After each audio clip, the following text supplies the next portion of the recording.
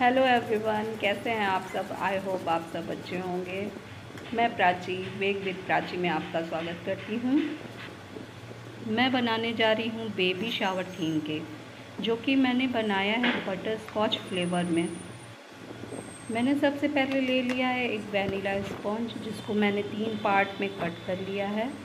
और फिर क्रीम में मैंने ½ टीस्पून डाल दिया है बटर स्कॉच एसेंस और उसको अच्छे से मिक्स कर लिया है। उसके बाद मैंने केक को कट करके उसमें क्रीम अप्लाई किया और फिर ये आपका क्रश आता है बटर स्कॉच का, जो मैंने यूज़ किया है, और उसके बाद क्रम्स लगा दिया। और इसी तरह से सारे बेस मैंने कंप्लीट करके केक तैयार कर लिया। फिर हम अच्छे से केक की आइसिंग करके उसको कुछ देर के लिए फ्रिज में रख देंगे। याद रखिए, हमें इसे डीप फ्रीज़र में नहीं रखना है, फ्रिज में रखना है। अगर आप बरसात का मौसम है और आप इसको फ्रिज में रखते हैं और उसके बाद अगर आप फॉन्डेंट यूज़ करते हैं तो फॉन्डेंट स्वेटी हो जाएगा और वो पिघलने लगेगा।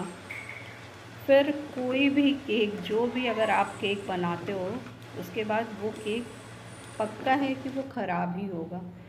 इसीलिए हमें इस बात का बिल्कुल अच्छे से ध्यान रखना चाहिए कि केक हमारा, अगर हम व्हिप क्रीम में बना रहे हैं तो उसके बाद और उसके ऊपर फॉन्डेंट की आइसिंग कर रहे हैं, फॉन्डेंट को से डेकोरेट कर रहे हैं, तो उसे हमें फ्रिज में ही रखना है या फिर एसी रूम में रखना है।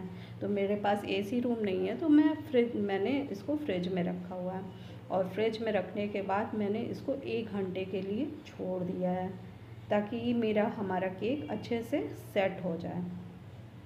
और फिर उस सेट होने के बाद ही हमें फॉन्डेंट यूज़ करना है।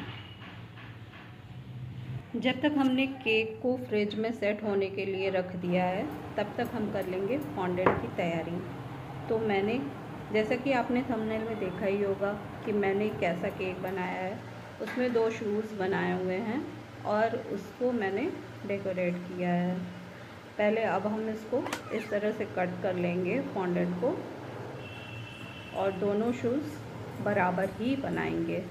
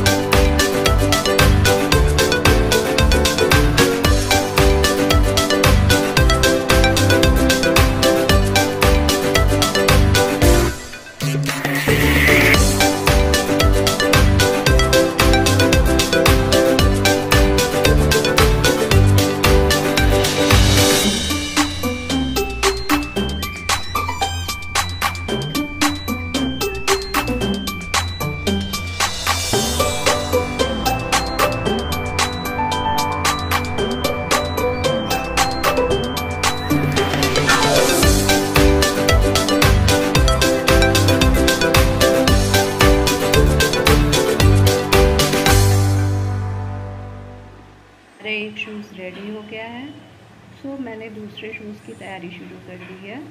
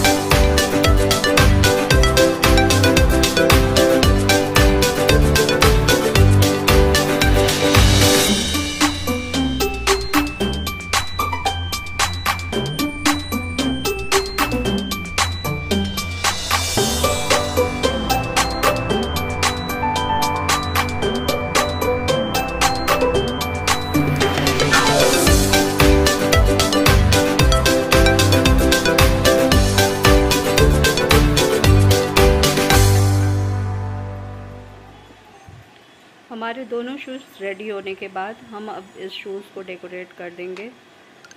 जैसे शूज़ होते हैं उस तरह से हम डेकोरेट करेंगे। केक पर फॉन्डेंट से और भी जो डेकोरेशन करना है उसकी कटिंग हम पहले से कर लेंगे। प्रिपरेशन पहले से क्लियर हो तो ज़्यादा अच्छा होता है, तुरंत आप केक पे लगा सकते हो।